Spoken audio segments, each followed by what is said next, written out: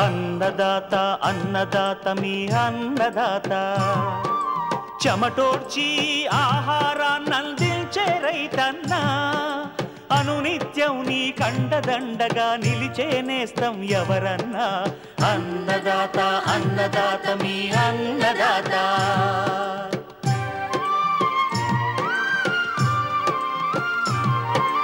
నూతన రీతుల సాగుబడికి నూరింతలు పెరిగే దిగుబడికి సూచనలిచ్చే సస్య రక్షణకు పశు పోషణకి శాస్త్ర విజ్ఞానం అందించి ముందుకు నడిపే తెలుగు రైతు భారతదేశానికి మకుటం అయ్యేలా తీర్చిదిద్దే ఆశయంతో మిమ్ము మేలు కొలిపేది అన్నదాత అన్నదాత అన్నదాత మీ అన్నదాత అన్నదాత అన్నదాత మీ అన్నదాత. అన్నదాత ప్రేక్షకులకు నమస్కారం. ఈనాటి ముఖ్యాంశాలు: పసుపు సాగులో మేలైన యాజమాన్య పద్ధతులు, కొబ్బరిని నష్టపరిచే కొమ్ము పురుగు సమగ్ర నివారణ, ఇంకా జై కిసాన్ వ్యవసాయ సమాచారం.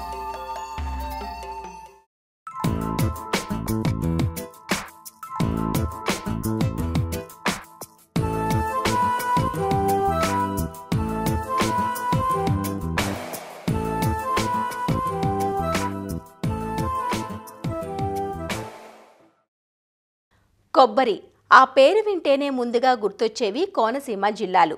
కోనసీమతో పాటు కోస్తా జిల్లాలైన శ్రీకాకుళం, విజయనగరం, విశాఖపట్నం, చిత్తూరు, నెల్లూరు జిల్లాల్లో కూడా ఈ తోటల సాగు విస్తీర్ణం ఎక్కువే.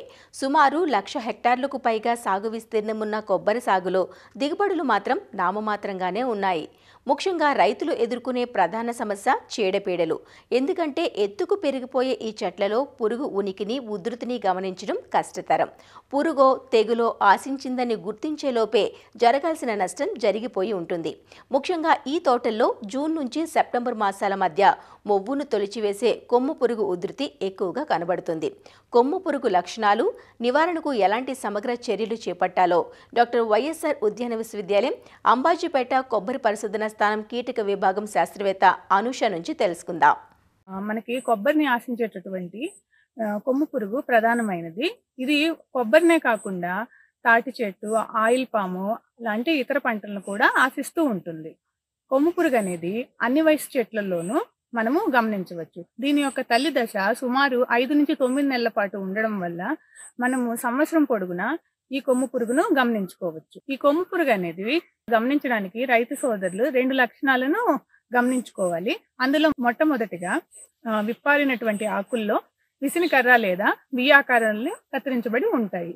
రెండవ ముఖ్య లక్షణము, ఆ కొమ్ము పురుగు అనేది మొవ్వు భాగంలో రంధ్రం చేయడం వల్ల ఆ రంధ్రం నుంచి అది నమిలినటువంటి పిప్పిని కూడా రైతు సోదరులు గమనించుకోవచ్చు. కొమ్ము పురుగు మనకి మొవ్వు కుళ్ళు అనేటువంటి తెగుళ్లను కూడా వ్యాప్తి చేస్తుంది. అంతేకాకుండా కొమ్ము పురుగును ఆశించినటువంటి మొక్క నుంచి కారే రసి వలన ఎర్రముక్కు పురుగు కూడా ఆశించే ప్రభావం ఉన్నది.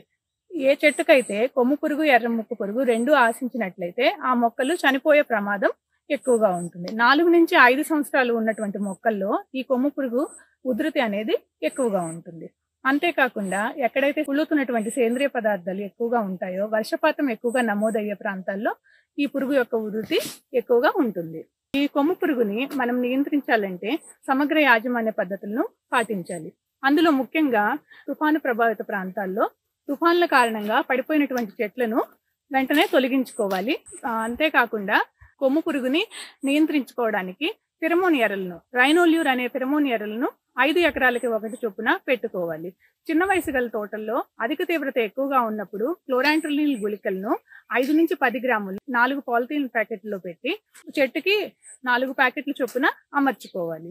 అంతేకాకుండా ప్రతి 3 నెలలకు ఒకసారి 100 గ్రాముల వేపపిండిని 150 గ్రాముల ఇసుకలో కలిపి కొబ్బరి చెట్టు యొక్క మొవ్వు భాగంలోను, ఆకు వలయాల్లోనూ ఉంచాలి.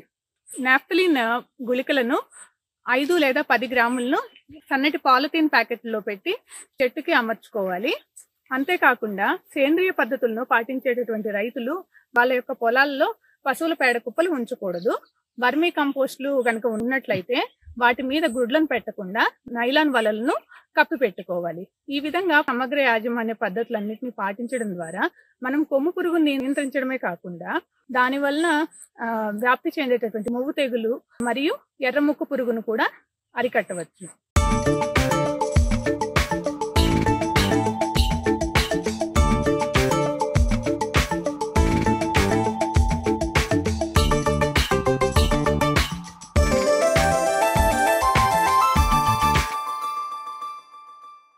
భారతదేశంలో పండించే సుగంధ ద్రవ్యపు పంటల్లో ప్రధానమైనది పచ్చ బంగారంగా మనం పిలుచుకునే పసుపు.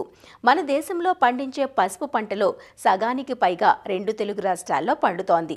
నిజామాబాద్, వరంగల్, ఖమ్మం, గుంటూరు, కృష్ణా, కడప జిల్లాలు పసుపు సాగుకు పెట్టింది పేరు. అధిక సేంద్రియ ఎరువులు వాడుతూ సాగులో మేలైన యాజమాన్యం చేపడితే పసుపు నుంచి ఎకరాకు 35 నుంచి 40 క్వింటాళ్ల అధిక దిగుబడులు పొందే అవకాశం ఉంది. ప్రస్తుతం తెలంగాణ జిల్లాల్లో చాలా మంది రైతులు పసుపు విత్తేందుకు సిద్ధమవుతున్నారు. మే ఆఖరి నుంచి జూలై 15 వరకు పసుపును విత్తుకుంటారు. పసుపు సాగు చేసే రైతులు రకాల ఎంపిక, భూమికి అందించే ఎరువులు, విత్తన శుద్ధి, నాటుకోవడంలో మెలకువలను తప్పనిసరిగా పాటించాలి.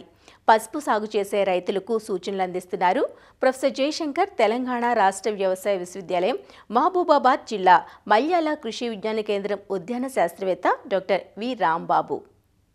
రైతులు పసుపు పంటను వేసుకునేటటువంటి దశలో ఉన్నారు. పసుపు పంటకు అనుకూలంగా ఉండేటటువంటి నేలను కనుక చూసుకున్నట్లయితే దుంపలు అనేవి కింది భూమిలో వస్తూ ఉంటాయి కాబట్టి నీళ్లు కనుక నిలిచేటటువంటి ప్రదేశాలు కనుక ఉన్నట్లయితే దుంపకుళ్ళు, పుచ్చు ఎక్కువగా వచ్చేటటువంటి అవకాశం ఉంటుంది. కాబట్టి మనం ఎక్కడైతే నేలలు సాగు చేయాలనుకుంటున్నామో అటువంటి నేలల్లో నీళ్ళు అనేది ఎక్కువసేపు నిల్వ ఉండకుండా ఎక్కడైతే కొంచెం మధ్యస్థంగా భూములుండి కొంచెం బలమైనటువంటి భూములుండి సేంద్రియ కర్బనం అధికంగా ఉన్నటువంటి నేలలు అనేవి ఈ పంటకు సాగుకు అనుకూలంగా ఉంటుంది. అదేవిధంగా ఉదజని సూచిక కనుక చూసుకున్నట్లయితే 6.5 నుంచి 7 వరకు ఉన్నటువంటి భూములు అనేది ఈ పంట సాగు చేసుకోవడానికి చాలా అనుకూలంగా ఉంటుంది. చౌడు భూములు కానీ, ఆమ్ల భూములు కానీ, క్షార భూములు కానీ ఈ పంట సాగుకు అనుకూలంగా ఉండవు. కాబట్టి రైతులు ఖచ్చితంగా మన భూమిలో కనుక సేంద్రియ కర్బనం ఎక్కువగా ఉండే విధంగా మనం జాగ్రత్తలు తీసుకున్నట్లయితే మంచి దిగుబడి తీసుకోవడానికి అవకాశం ఉంటుంది. మనం రకాల గురించి మాట్లాడుకున్నట్లయితే పసుపు సాగులో మనకు 3 కాల పరిమితి ఉన్నటువంటి రకాలు ఉన్నాయి. స్వల్పకాలిక రకాలు వచ్చేసి మన పంట 6 నుంచి 7 నెలల్లో పూర్తవుతూ ఉంటుంది. అదేవిధంగా మధ్యకాలిక రకాలు వచ్చేసి మనకు 8 నెలల్లో పంట పూర్తవుతుంది. అదేవిధంగా దీర్ఘకాలిక రకాలు కనుక చూసుకున్నట్లయితే మనకు పంట వచ్చేసి 8 నుంచి 9 నెలల్లో పూర్తవుతూ ఉంటుంది. స్వల్పకాలిక రకాల్లో కనుక చూసుకున్నట్లయితే ACC 48 కానీ, ACC 79 కానీ, రాజేంద్ర సోనాలి కానీ, రాజేంద్ర సోనియా వంటి రకాలు మనకు 7 నెలల కాలంలోనే పంట పూర్తవుతూ ఉంటుంది. మధ్యకాలిక రకాల్లో కనుక చూసుకున్నట్లయితే కృష్ణ కానీ, కేసరి కానీ, లేదంటే అమృతపాణి వంటి రకాలు ఉన్నాయి. అదేవిధంగా దీర్ఘకాలిక రకాలు కనుక చూసుకున్నట్లయితే సేలం అనే రకం ఎక్కువగా వేస్తూ ఉంటారు రైతులు. దాంతోపాటు ఎర్రగుంటూరు, అదేవిధంగా మైదుకూరు, తర్వాత దుగ్గిరాల ఎరుపు, దుగ్గిరాల తెలుపు, ఆర్మూరు ఇటువంటి రకాలు చాలా ఎక్కువ మోతాదులో వేస్తూ ఉంటారు. రైతులు చేస్తున్నటువంటి చిన్న పొరపాటు ఏంటంటే విత్తన మోతాదు వాడేటప్పుడు ఎకరానికి దాదాపు 8 నుంచి 10 క్వింటాల వరకు విత్తనాన్ని వాడుతూ ఉన్నారు. 1 క్వింటా విత్తనం వచ్చేసి రైతు దగ్గర 5,500 వరకు పోతూ ఉన్నది. అలా మనం 10 క్వింటాలు కనుక విత్తనాన్ని వాడినట్లయితే మనం విత్తనం కొరకే రైతు దాదాపు 50 నుంచి 55,000 వరకు విత్తనం మీదనే పెట్టుబడి పెడతా ఉన్నాడు. సో దీంట్లో కొంచెం మెలకు కనుక పాటించినట్లయితే ఈ సగం ఖర్చును తగ్గించుకునేటటువంటి అవకాశం ఉంటుందండి. అంటే రైతులకు ఉన్నటువంటి అపోహ, వాళ్ళకు ఉండేటటువంటి డౌట్ ఏంటంటే బాగా దొడ్డుగా ఉన్నటువంటి కొమ్మలే కనుక వేసుకున్నట్లయితేనే వాళ్ళకి దుంప అనేది మంచిగా ఊరుతుందని వాళ్ళ అపోహలో ఉంటారు. అలా కాకుండా మనకు బాగా కొంచెం దొడ్డుగా ఉన్నటువంటి కొమ్మల్ని చిన్న చిన్న ముక్కలుగా చేసుకొని ప్రతి ముక్కలో 2 లేదా 3 కనుపులు ఉండే విధంగా ముక్కలు చేసుకొని కనుక వేసుకున్నట్లయితే మనకు దాదాపు ఎకరానికి 4 నుంచి 5 క్వింటాల విత్తనమే సరిపోతూ ఉంటుంది. దాని ద్వారా ఏంటంటే సగానికి సగం పెట్టుబడి విత్తనం మీదనే తగ్గించుకునేటటువంటి అవకాశం ఉంటుంది. దీని ద్వారా మనకు పంట దిగుబడి మీద ఎటువంటి ప్రభావం ఉండదండి. విత్తన శుద్ధిని కనుక పాటించినట్లయితే చాలా రకాల చీడలు కానీ, పీడలను కానీ మనం తొలగించుకోవచ్చు. ఏదైనా ఒక డ్రమ్లో కానీ మన విత్తనం మన మునిగేంత వరకు సదుపాయం చేసుకోవాలి. రెడోమిల్ MZ అయితే 2.5 గ్రాములు లీటర్ నీటికి, లేదంటే కార్బెండిజం ప్లస్ మ్యాంకోజెబ్ ఉన్నటువంటి శిలీంద్రనాశిని అయితే 3 గ్రాములు లీటర్ నీటికి, లేదంటే కార్బెండిజం వచ్చేసి 1 గ్రాము లీటర్ నీటికి, లేదంటే మ్యాంకోజెబ్ 2 గ్రాములు లీటర్ నీటికి కలుపుకొని దానితో పాటు ఏదైనా ఒక కీటకనాశిని మోనోక్రోటోఫాస్ అయితే 1.5 మిల్లీలీటర్లు లీటర్ నీటికి, లేదంటే క్లోరోపైరిఫాస్ 2 మిల్లీలీటర్లు లీటర్ నీటికి, లేదంటే ఇమిడాక్లోప్రిడ్ వచ్చేసి 0.3 మిల్లీలీటర్లు లీటర్ నీటికి కనుక కలుపుకున్నటువంటి ద్రావణంలో ఒక 25 నుంచి 30 నిమిషాలు నానబెట్టుకోవాలి. సో ఇలా నానబెట్టినటువంటి విత్తనాన్ని తర్వాత తీసేసి ఏదైనా ఒక నీడగా ఉన్నటువంటి ప్రదేశంలో ఆరబెట్టుకోవాలి.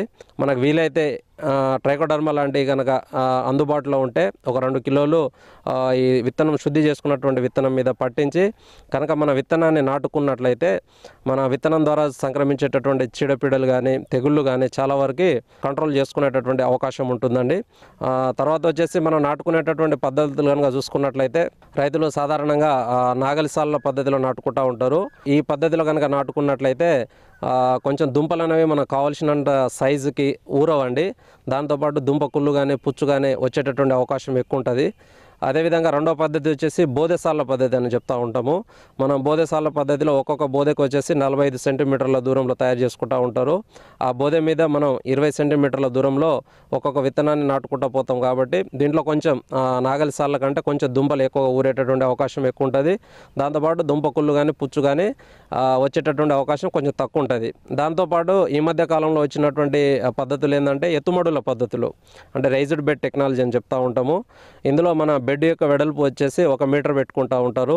బెడ్ యొక్క ఎత్తు వచ్చేసి 15 నుంచి 20 సెంటీమీటర్లు పెట్టుకుంటూ ఉంటారు. ఒక బెడ్కి ఇంకొక బెడ్కి మధ్య దూరం వచ్చేసి 1 ఫీట్ అంటే 30 సెంటీమీటర్ల దూరంలో చిన్న చిన్న కాలువలు చేసుకొని వేసుకుంటూ ఉంటారు. దీని ద్వారా ఏంటంటే ఒక బెడ్ మీద 2 నుంచి 4 వరుసల పసుపును వేసుకోవచ్చు. దుంప ఊరడానికి కావలసినటువంటి స్థలం దొరుకుతూ ఉంటుంది. అదేవిధంగా మనం పెట్టినటువంటి నీటి తళ్ళు కావచ్చు, లేదంటే అధికంగా కురిసినటువంటి వర్షాలకు కావచ్చు, ఆ కాలువల ద్వారా బయటికి వెళ్ళిపోతూ ఉంటుంది. కాబట్టి మనం పండించినటువంటి ప్రదేశంలో నీళ్ళు అనేది ఎక్కువ రోజులు ఆగవు. తద్వారా మనకు దుంప కుళ్ళు కానీ పుచ్చు కానీ వచ్చేటటువంటి అవకాశం అసలే ఉండదు. ఎక్కడైతే రైతులకి బిందు సేద్యం సౌకర్యం ఉన్నదో అక్కడ వీలైనంత వరకు ఈ ఎత్తుమడుల పద్ధతిలో కనుక పసుపును సాగు చేసినట్లయితే 20 నుంచి 25% దిగుబడి అధికంగా వచ్చేటటువంటి అవకాశం ఉంటుంది. కలుపు యాజమాన్యం కనుక చూసుకున్నట్లయితే విత్తనం నాటిన 2-3 రోజుల లోపు పెండి మితాలిన్ అయితే 1.5 లీటర్లు 200 లీటర్ నీటిలో కలుపుకొని, లేదంటే అట్రజిన్ అనే మందు 1 లీటరు 200 లీటర్ల నీటికి 1 ఎకరానికి పిచికారీ చేసుకోవచ్చు. పసుపు మొలిసిన తర్వాత కలుపును కనుక యాజమాన్యం చేయాలనుకుంటే దాదాపు మన చేతులతోటే తీసుకోవాల్సినటువంటి అవసరం ఉంటుంది. ఏక పంటగా వేసినప్పుడు అయితే ఆ గడ్డి జాతి మొక్కల్ని కనుక నిర్మూలించాలనుకుంటే క్విజెలోఫాఫ్ ఇథైల్ అనే మందు 400 మిల్లీలీటర్ నుంచి 500 మిల్లీలీటర్లు 200 లీటర్ నీటిలో కలుపుకొని 1 ఎకరానికి పిచికారీ చేసినట్లయితే కొంతవరకు గడ్డి జాతి మొక్కల్ని కొంతవరకు నివారించుకునేటటువంటి అవకాశం ఉంటుంది. పసుపు పంటలో కనుక అంతర పంటలను కనుక చూసుకున్నట్లయితే ఆ మొక్కజొన్న పంటను అంతర పంటగా సాగు చేస్తూ ఉంటారు. మొక్కజొన్నతో పాటు మనం బంతిపూల పంటని కానీ ఆముదం పంటని కానీ ఇటువంటి పంటలను వేరే దగ్గర కూడా రైతులు సాగు చేసి మంచి దిగుబడులను పొందినటువంటి సందర్భాలు ఉన్నాయి. ఈ పంటలో కనుక ఎరువుల యాజమాన్యం కనుక చూసుకున్నట్లయితే ఆఖరి దుక్కిలో మన పశువుల ఎరువు వచ్చేసి 10 టన్నుల ఎకరానికి, దాంతోపాటు వేపపిండి 200 కిలోలు ఎకరానికి, అదేవిధంగా సింగిల్ సూపర్ ఫాస్ఫేట్ అయితే 150 కిలోలు ఎకరానికి, అదేవిధంగా జింక్ సల్ఫేట్ లాంటివి 10 కిలోలు ఎకరానికి, దాంతోపాటు మ్యూరేట్ ఆఫ్ పొటాష్ 25 కిలోలు ఎకరానికి. ఇటువంటి ఎరువులు ఆఖరి దుక్కులో వేసుకోవాలి. 40 రోజుల తర్వాత వేసుకుంటాం రెండో దఫా ఎరువు. యూరియా 50 కిలోలు ఎకరానికి, దానితో పాటు వేపపిండి 200 కిలోలు ఎకరానికి వేసుకోవాలి.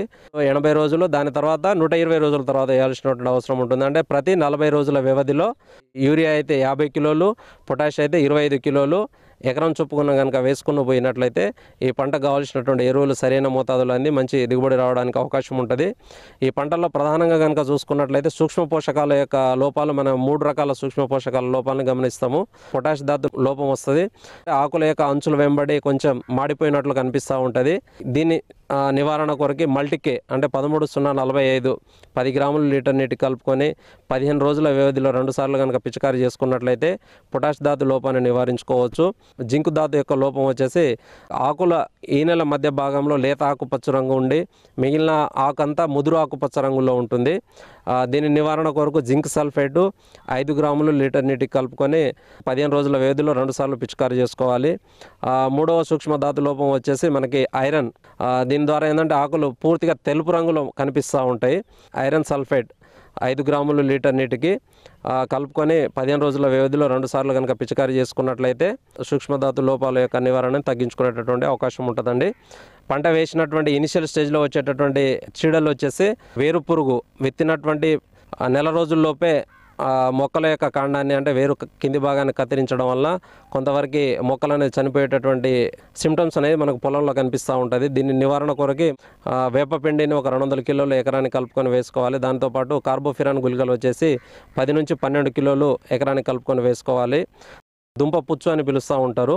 బియ్యం గింజం లాంటి సన్నటి పురుగులు ఆశించడం వల్ల దుంప లోపల ఉండేటటువంటి భాగాన్ని తినేయడం వల్ల మొక్కలు అనేవి చనిపోతూ ఉంటాయి.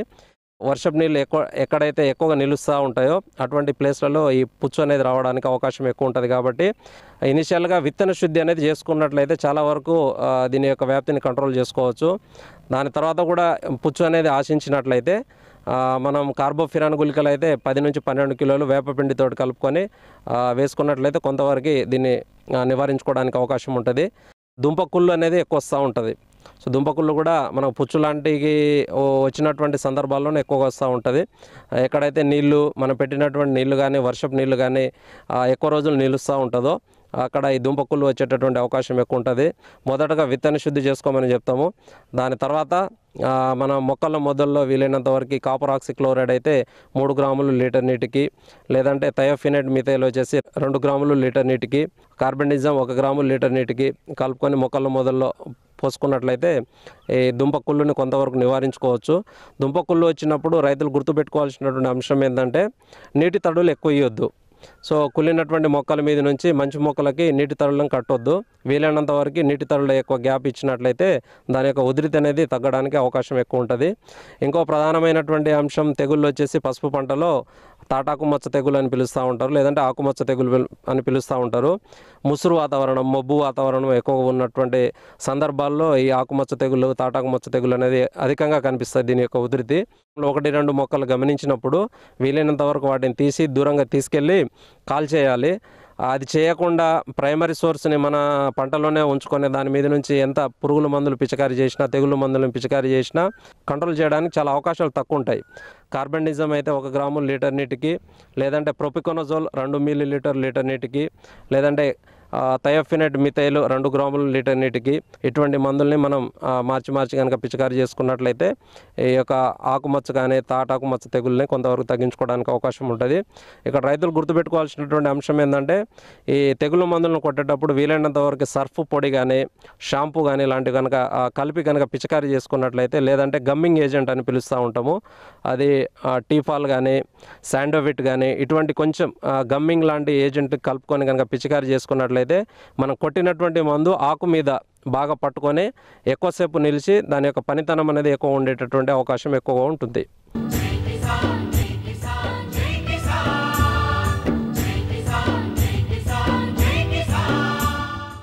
వ్యవసాయ సమాచారం ఇప్పుడు జై కిసాన్లో చూద్దాం. కృష్ణా జిల్లా మోపిదేవి మండలంలోని లంక గ్రామాల రైతులు ఆయిల్ పామ్ సాగు దిశగా అడుగులు వేస్తున్నారు. మోపిదేవి, బొబ్బర్లంక, మోపిదేవి లంక, నాగాయతిప్ప గ్రామాల్లో రైతులు గతేడాది నుంచి ఆయిల్ పామ్ సాగు దిశగా మళ్లారు. బంగాళాఖాతం కేవలం 23 కిలోమీటర్ల దూరం ఉండటం, ప్రతి సంవత్సరం నవంబర్, మే నెలలో అల్పపీడనాలు, తుపాన్ల తాకిడికి ఎక్కువగా గురి అవ్వడం, కృష్ణానది పక్కనే ఉండటం వలన వరదలు వచ్చిన ప్రతిసారి పంటలు పూర్తిగా నష్టపోవడం, వాణిజ్య, కూరగాయ పంటలకు పెట్టుబడి పెరిగిపోవడం, కూలీల సమస్య వంటివన్నీ రైతులకు సవాలుగా మారాయి. ఇలాంటి పరిస్థితుల్లో ఉద్యాన శాఖ రాయితీలతో ఆయిల్ పామ్ సాగును ప్రోత్సహిస్తున్న తరుణంలో రైతులు ఇటు దిశగా అడుగులు వేస్తున్నారు. గతంలో ఇక్కడ షుగర్ కేన్ ఫ్యాక్టరీ ఉండేది. దానివల్ల కొంత రైతులకి కొంత ఉపయోగంగానే ఉండేది. తర్వాత కాలంలో దాని వలన కొంచెం ఇబ్బందులు ఎదురైనాయి లేబరు ఈ ప్రాబ్లంతో. అందువలన ఇప్పుడు ప్రజెంట్ ఏంటంటే లాస్ట్ 1 year బ్యాక్ నుంచి కూడా ఈ ఆయిల్ ఫామ్ వాళ్ళు ఇక్కడికి రావటం, దీని మీద మాకు కూడా ఏంటంటే ఇక్కడ అగ్రికల్చర్ లేబర్ కానీ వీళ్ళంతా కూడా బాగా ఇబ్బందులుగా ఉంటే ఇప్పుడు ఆయిల్ ఫామ్ వేస్తే బాగుంటుంది అనే ఉద్దేశంతో మేము మొదలుపెట్టాం. మన హార్టికల్చర్ వాళ్ళు ఏదో సబ్సిడీలు అవి ప్రొవైడ్ చేస్తారని చెప్తున్నారు.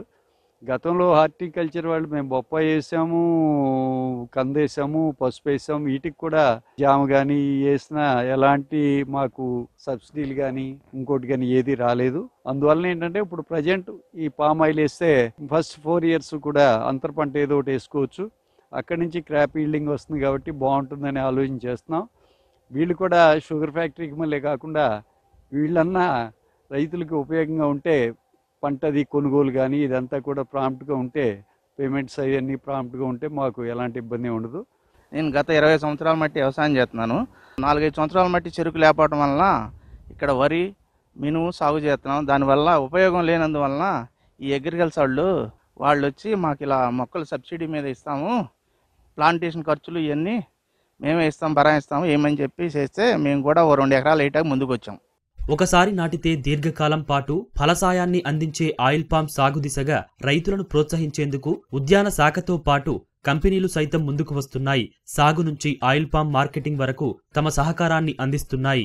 మేము 3F పామ్ ఆయిల్ కంపెనీ తరఫున ఇక్కడ మోపిదేవి మండలంలో గత సంవత్సరం నుంచి ఈ పామ్ ఆయిల్ సాగుని ప్రోత్సహించడానికి కంపెనీ తరఫున ప్లస్ డిపార్ట్మెంట్ వారి ఉద్యాన శాఖ వారి సౌజన్యంతోనే ఈ పామ్ ఆయిల్ సాగుని ప్రోత్సహించడం జరుగుతూ ఉంది.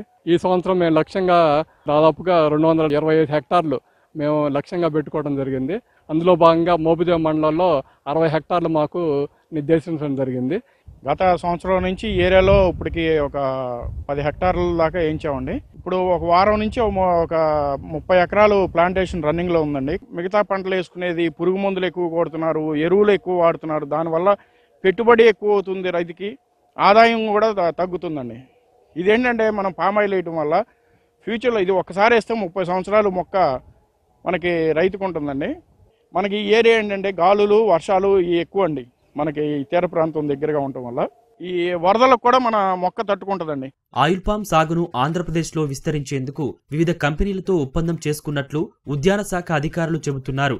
మహాత్మా గాంధీ ఉపాధి హామీ పథకం కింద సాగు చేసే రైతులకు రాయితీలు అందిస్తున్నట్లు వివరిస్తున్నారు. మోపిదేవి మండలంలో ఈ ఆయిల్ పాము రైతులు సాగు చేస్తున్నారు. ఉద్యాన శాఖ ద్వారా ఈ ఆయిల్ పాము మొక్కలు రైతులకు పూర్తిగా ఉచితంగా అందించడం జరుగుతుంది. 1 హెక్టార్కి 147 మొక్కల వరకు మనం అందించడం జరుగుతుంది. ఒక మొక్క 193 రూపాయల చొప్పున ఖరీదుగా ప్రభుత్వం నిర్ణయించడం జరిగింది. ఈ మొక్కలకు సంబంధించినటువంటి పూర్తిగా 100% సబ్సిడీతో రైతు సోదరులకు ఆయిల్ పామ్ మొక్కలు 3F ఆయిల్ పామ్ కంపెనీ ద్వారా అందించడం జరుగుతుంది. చాలామంది రైతులు వరి పొలాల నుంచి ఇప్పుడు ఆయిల్ పాము సాగుకి మొగ్గు చూపుతున్నారు. దీనికి ముఖ్యమైన కారణము ఆ వాతావరణ పరిస్థితులు అన్నీ తట్టుకోవడము, తర్వాత ఉద్యాన శాఖ నుంచి అనేక పథకాలు అందించడము, నేల మరియు ఈ యొక్క వాతావరణ పరిస్థితి మోపిదేవి మండలంలో అనుకూలంగా ఆయిల్ పాముకు ఉండటం వల్ల 55 ఎకరాల్లో రైతులు ఆయిల్ పాము సాగు చేయడానికి ముందుకు రావడం జరిగింది. అంతర పంటగా వారు మినుము కానీ పసుపు కానీ ఇంకా ఇతర కూరగాయలు పెట్టుకున్నట్టయితే సంవత్సరానికి 5,250 రూపాయల హెక్టార్కి అందించడం జరుగుతుంది. అయితే ఈ ఆయిల్ పామ్ పంట అనేది 3 సంవత్సరాల తర్వాత దిగుబడి అనేది ప్రారంభమవుతుంది. కాబట్టి ఈ రైతు సోదరులు మొదటి 4 సంవత్సరాలు వారికి కావలసినటువంటి ప్రోత్సాహకంగా సంవత్సరానికి 5,250 రూపాయల చొప్పున 4 సంవత్సరాలు రైతులకి మరి అంతర పంటకి 5,250 రూపాయలు, అదేవిధంగా వారి యొక్క యాజమాన్య పద్ధతుల కోసం మరొక 5,250 రూపాయలు అందించడం జరుగుతుంది. ఇవే కాకుండా ఆయిల్ పాము రైతులకు ఎవరైనా చిన్న ట్రాక్టరు కొనుక్కోదలుచుకుంటే దానికి కూడా 20 HP 20 HP వరకు 1,00,000 రూపాయల సబ్సిడీతో అందించడం జరుగుతుంది. ఆయిల్ పాము వేసే ప్రతి రైతులకి డ్రిప్ మరియు స్ప్రింక్లర్లు, మరి ఇక్కడ కంపల్సరిగా నీటి సదుపాయం ఉన్న చోటే మరి ఆయిల్ పాము పంట అధికంగా పండుతుంది. కాబట్టి మనం కంపల్సరిగా వాటికి డ్రిప్ విధానం అనేది పెట్టుకోవాలి. డ్రిప్ లేకుండా ప్రభుత్వం అనేది సబ్సిడీలు ఇవ్వటం అనేది జరగదు. కాబట్టి ప్రతి రైతు మరి వారి యొక్క పంటకు డ్రిప్ అనేది పెట్టుకోవాలి. మోపిదేవి మండలంలోని లంక గ్రామాల్లో ఆయిల్ పామ్ సాగుకు రైతులు ఆసక్తి కనబరుస్తున్న నేపథ్యంలో ఉద్యాన శాఖ సైతం రైతులను ఆ దిశగా ప్రోత్సహిస్తోంది. మరిన్ని విభిన్న అంశాలతో రేపటి అన్నదాతలో మళ్ళీ కలుసుకుందాం. నమస్కారం. అన్నదాతలు తమ సందేహాలు సమస్యలను 1800-425-4085 టోల్ ఫ్రీ నంబర్లో ఉదయం 10 నుంచి 11 గంటల మధ్య పని దినాలలో సంప్రదించగలరు. ఈ కార్యక్రమాన్ని యూట్యూబ్లో www.youtube.com/annadata ETV లింక్ ద్వారా వీక్షించవచ్చు.